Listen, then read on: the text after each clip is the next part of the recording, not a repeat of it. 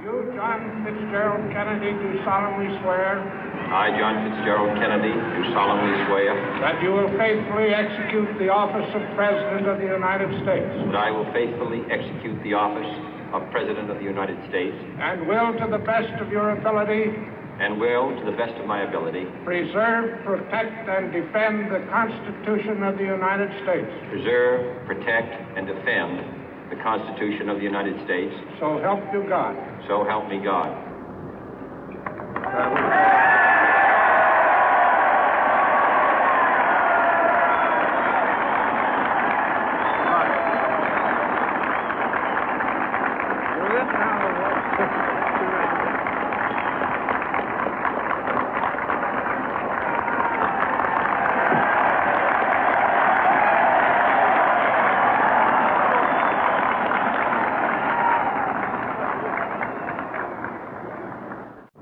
Vice President Johnson, Mr. Speaker, Mr. Chief Justice, President Eisenhower, Vice President Nixon, President Truman, Reverend clergy, fellow citizens. We observe today not a victory of party, but a celebration of freedom, symbolizing an end as well as a beginning, signifying renewal as well as change. For I have sworn before you and Almighty God the same solemn oath our forebears prescribed nearly a century and 3/4 ago. The world is very different now, for man holds in his mortal hands the power to abolish all forms of human poverty and all forms of human life. And yet the same revolutionary beliefs for which our forebears fought are still at issue around the globe. The belief that the rights of man come not from the generosity of the state, but from the hand of God. We dare not forget today that we are the heirs of that first revolution. Let the word go forth from this time and place to friend and foe alike that the torch has been passed to a new generation of Americans born in this century, tempered by war, disciplined by a hard and bitter peace, proud of our ancient heritage, and unwilling to witness or permit the slow undoing of those human rights to which this nation has always been committed and to which we are committed today at home and around the world.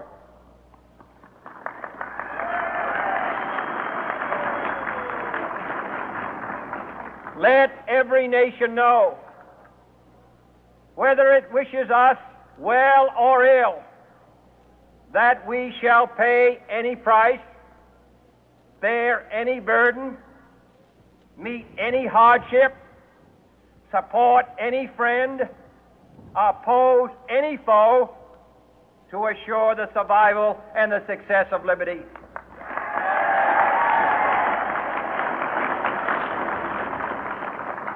This much we pledge and more. To those old allies whose cultural and spiritual origins we share, we pledge the loyalty of faithful friends. United, there is little we cannot do in a host of cooperative ventures. Divided, there is little we can do, for we dare not meet a powerful challenge at odds and split asunder. To those new states whom we welcome to the ranks of the free, we pledge our word that one form of colonial control shall not have passed away, merely to be replaced by a far more iron tyranny. We shall not always expect to find them supporting our view, but we shall always hope to find them strongly supporting their own freedom, and to remember that in the past, those who foolishly sought power by riding the back of the tiger ended up inside.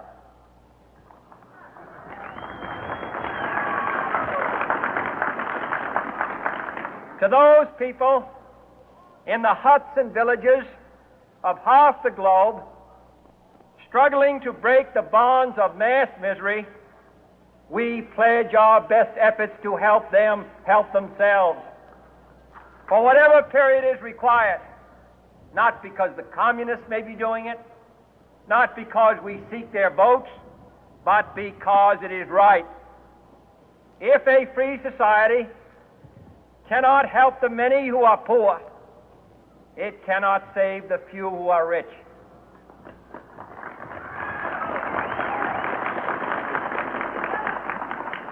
To our sister republics south of our border, we offer a special pledge to convert our good words into good deeds, in a new alliance for progress, to assist free men and free governments in casting off the chains of poverty. But this peaceful revolution of hope cannot become the prey of hostile powers. Let all our neighbors know that we shall join with them to oppose aggression or subversion anywhere in the Americas. And let every other power know that this hemisphere intends to remain the master of its own house.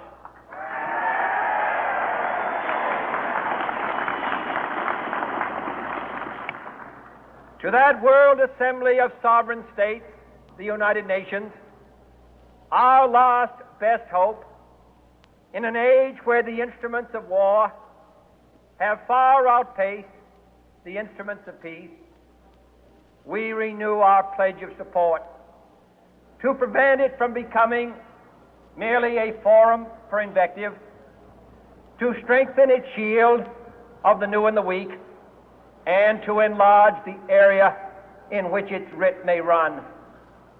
Finally, to those nations who would make themselves our adversary, we offer not a pledge, but a request that both sides begin anew the quest for peace.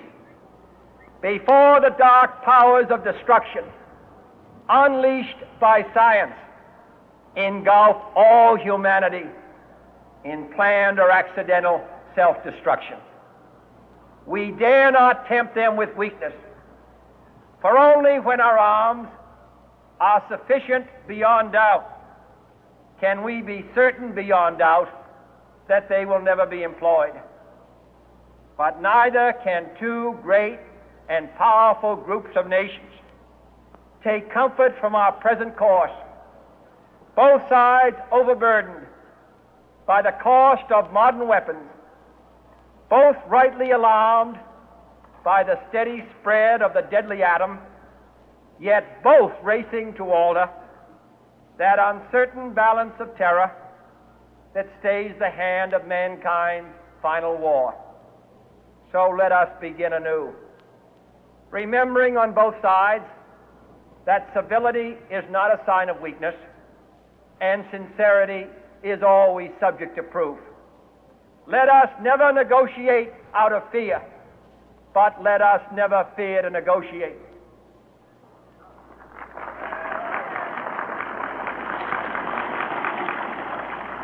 Let both sides explore what problems unite us, instead of belaboring those problems which divide us. Let both sides, for the first time, formulate serious and precise proposals for the inspection and control of arms, and bring the absolute power to destroy other nations under the absolute control of all nations.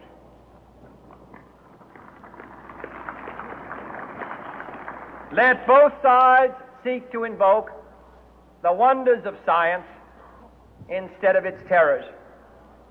Together, let us explore the stars, conquer the deserts, eradicate disease, tap the ocean depth, and encourage the arts and commerce. Let both sides unite to heed in all corners of the earth the command of Isaiah to undo the heavy burden and let the oppressed go free.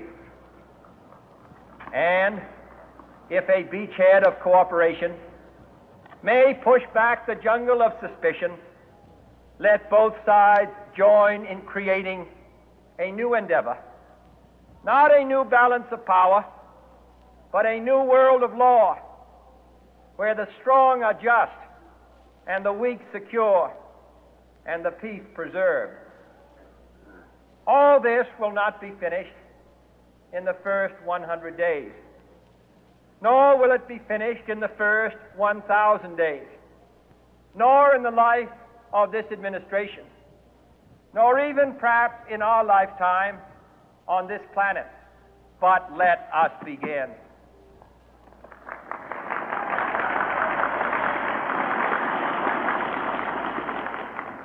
In your hands, my fellow citizens, more than mine, will rest the final success or failure of our course. Since this country was founded, each generation of Americans has been summoned to give testimony to its national loyalty. The graves of young Americans who answered the call to service surround the globe.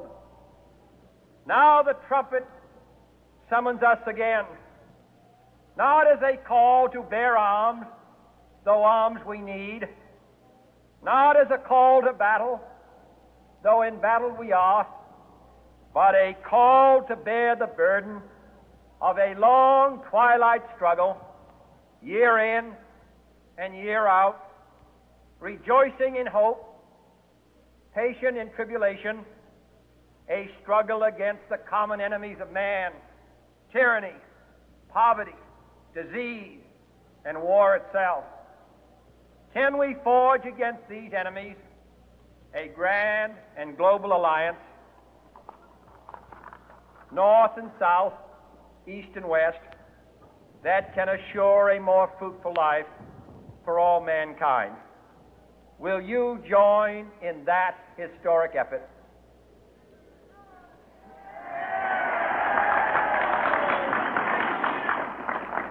In the long history of the world, only a few generations have been granted the role of defending freedom in its hour of maximum danger.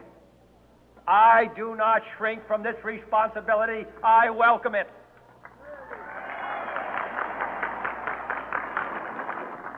I do not believe